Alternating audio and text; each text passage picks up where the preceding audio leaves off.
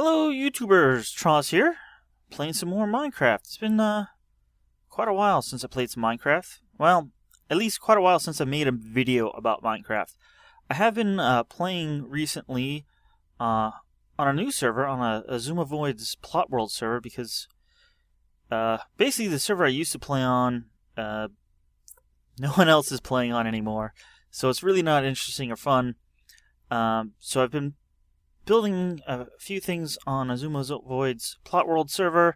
I've also been building some things here on my testing world. And actually, earlier today, I caught a video by Mumbo Jumbo that caught my interest, and I thought I'd make my own version of it. So here it is. He had released a horse racing simulator game. But I thought of several improvements that could be made to it. One, he didn't actually have any horses in his. I have horses, actually, in mine. No one riding them.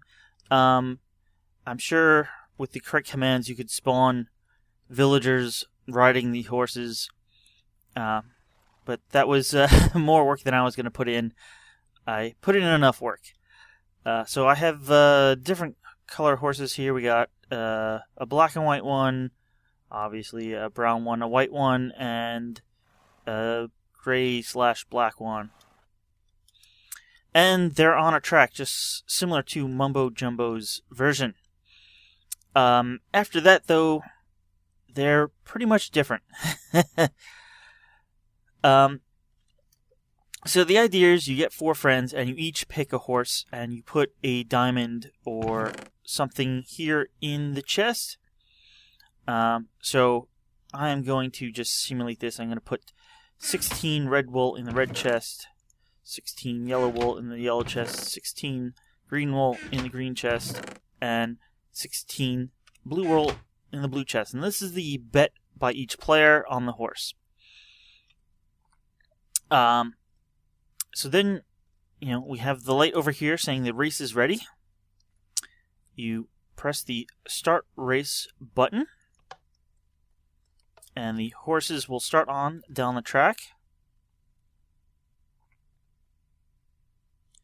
Slowly and randomly they move. Each has an equal chance of moving, 50% chance of moving per tick.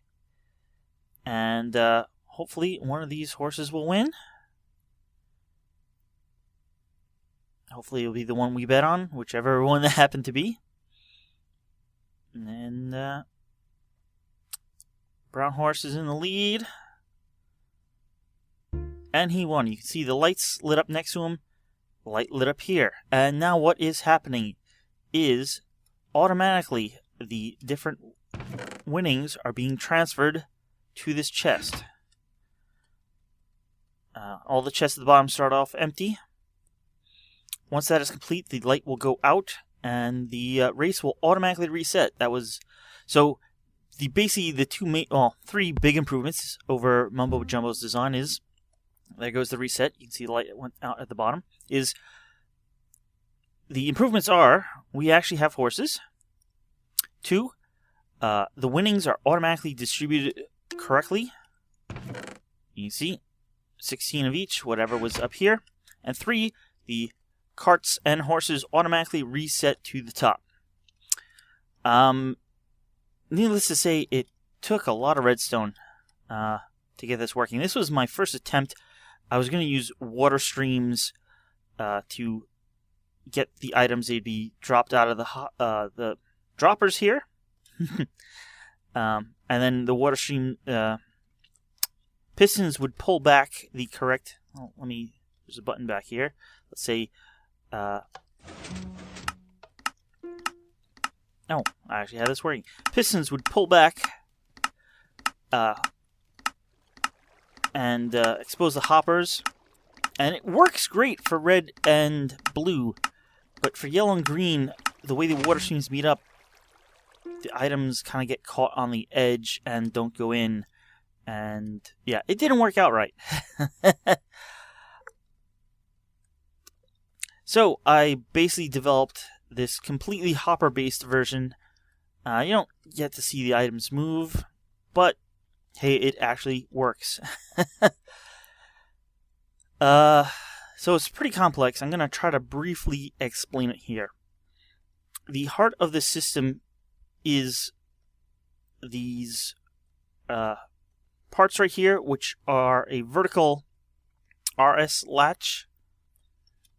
So basically, it's in the reset state here, so this is showing no one has won. When one of the horses win, it comes down over the rail track sensor here.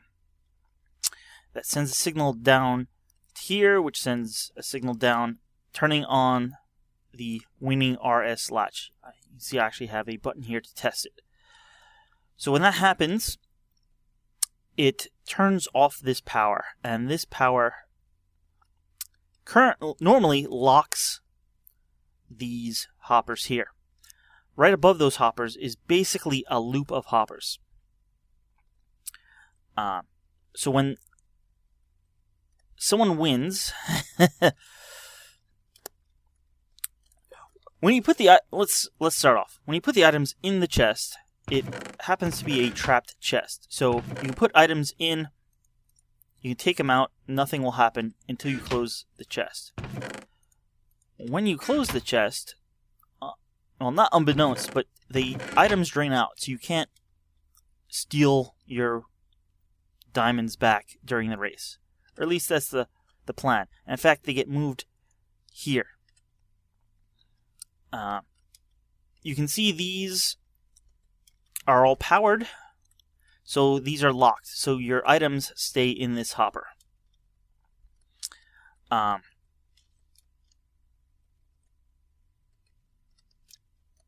So when a particular horse wins, the latch here, let's say the yellow wins, the latch gets flipped, this hopper becomes unlocked. So that leads to yellow's chest. And shortly thereafter, at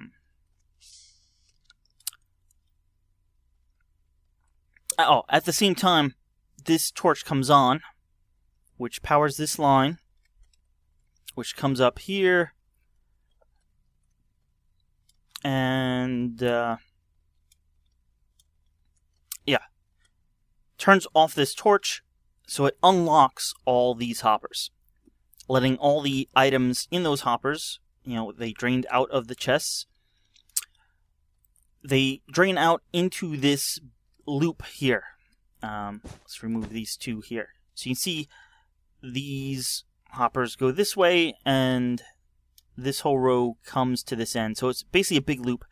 So the items cycle around until they find the hopper that was unlocked. In this case, it will be this yellow hopper. So the items will go down through the hopper into the chest. With that latch off, it also turns this torch on, plays a little tone. I actually have a different tone per player. And it also turns on the light because the redstone signal is kind of pushed through the note block, so the light comes on. So items are draining into this yellow chest. As they are doing that, this comparator detects the items in this last hopper just before they go in the chest. So it powers this, and this is basically boosted. So we know items are still draining because it's powered. We have here a falling edge detector. So when this goes from powered to unpowered, that means everything is done draining. The way things loop around here, once they start draining in, they won't stop until the whole loop is empty. So once this turns off, that means, hey, we're done draining. We can reset everything and get ready for the next race. So this is a falling edge detector. Once this turns off, this puts out a small signal. It goes up through these torches here, And this is basically a big signal extender. It turns this output on for a good 15 to 20 seconds. I'm not sure the exact timing, but it turns it on for a long while. Now that does several things. One, it powers these blocks right here. And with these powered, the RS latch can't change. It powers these because in the reset process, the horses that had not won will be coming down, going over here, and then going back up. And we don't want to restart the whole process of it signaling basically that a different horse won. So by holding these on, even if the horse comes over this, which we expect the rest of them to do, and this torch goes out, this torch won't go on and it won't trigger the RS latch. So these are kept on. Next, it sends a signal up here, which turns on these torches, which basically turns on these powered rails, so that for the horse that's already down here, it boosts them up, and for the others, when they come down to the bottom, they'll get turned around and pushed back up. Next, it sends two signals up here. The important one right now is this signal, which turns on all of these torches, which power all these rails. So all these rails are powered, and so the horses, if they're on it already, will come down, hit the bottom, and then come back up. And at the top, there is one normal rail and then a powered rail at the very top, which only gets powered instantaneously when you first start the whole race. So this is normally off, so they'll come up and they'll stop up here.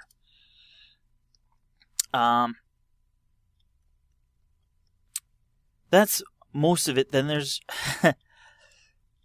just a little bit more when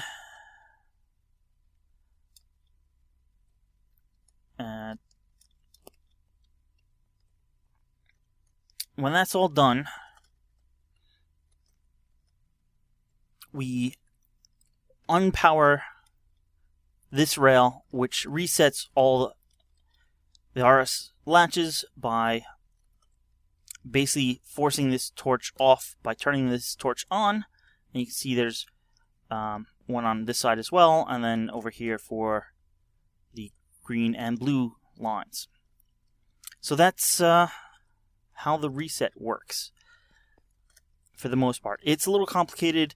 I've thrown in a few note blocks, so when it does go on, you hear tones. I've wired up a light here to say when the race is ready. There's a few other features. When you start the race, we send a signal up here. It goes through this piston up here. We have a monostable circuit, or as I like to call it, a rising edge detector. This pushes this redstone block over and leaves it there because this is a short tick, and that's what starts the timing for the race. I have a 4 hopper cycle. I think it's slower than Mumbo's, but I think it makes the race last a bit longer and it's more exciting. So when this gets pushed over, we come up here through another rising edge detector, and that does the quick pulse to start the horses on their way. Additionally, though, that sends a signal down here, which retracts this block, so you can't start it again until it's been completely reset. So only while it's running, this is pulled back, and even during the reset, this line has power. So it keeps this block pulled out of the way so the circuit can't complete until the race is ready. And basically, this light is on while that is pulled back. So that's how this all works. These are randomizers. Mumbo called them 2-bit randomizers. I would call them a 1-bit randomizer because you either get something that outputs a strong signal because it isn't stackable, which is the 1, where you output something that only outputs a 1 signal and doesn't go far enough to power the track, and that would be a 0. So 1 or 0 is 1 bit. 2 of them together would be 2 bits. This is actually 4 bits completely, so there's 16 possible combinations. So let's the only issue is if you don't have any items at all. So if no one placed the bet and you start the race won't reset correctly because nothing will have ever flowed in here. So we would have never gotten a signal that the items finished flowing because they never started. So we have this manual reset button in that case, and that basically kicks off the reset process, and if the horses aren't on the track, they'll be sent back up to the top. So, let's just run this again. I guess I used up all my red. We use some redstone blocks. And I'm only putting in 16. You can put in how many you want. It just takes a while. And 16 works decently quickly. And you can put a whole stack, you can put only 1 item, whatever you want. So let's start the race. Come on. Oh, they're all neck and neck. Okay. Here we go. The pack's separating out a bit.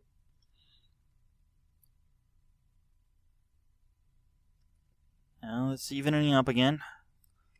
Brown is in the lead. Or the yellow line, as it may be. But other horses aren't giving up. Who will win? No one knows. Almost. And oh, we have a winner. So, here's the items flowing in again. Same horse won.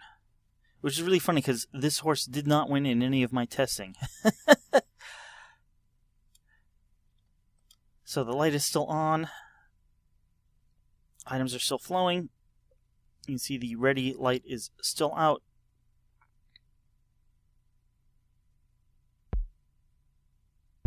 Reset's happening.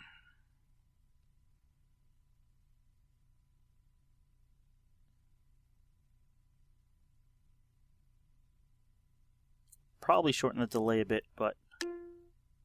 And there we go, we're all ready.